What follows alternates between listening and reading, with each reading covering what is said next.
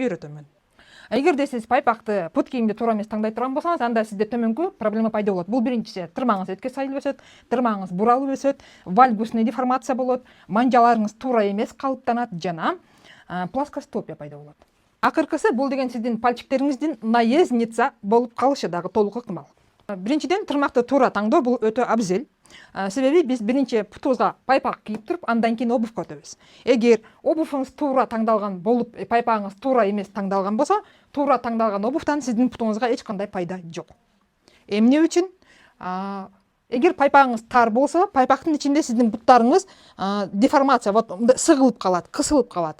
Обувуңуз туура таңдалган болсо деле, пайпактын ичинде манжаларыңыз ошондой абалда калгандыгына байланыштуу сизде деген деформация, передний отдел пайда болот. Бул деген тырмактардын, пальчиктер кактообразный, молоткообразный болуп калышы жана наездница пальчиктин пайда болушу.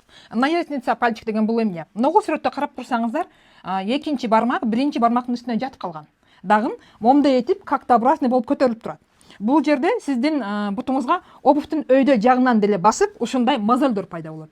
Ал эми ушул деформацияга алып келиш үчүн негизгиси бул пайпак пут кийимден келип чыгат.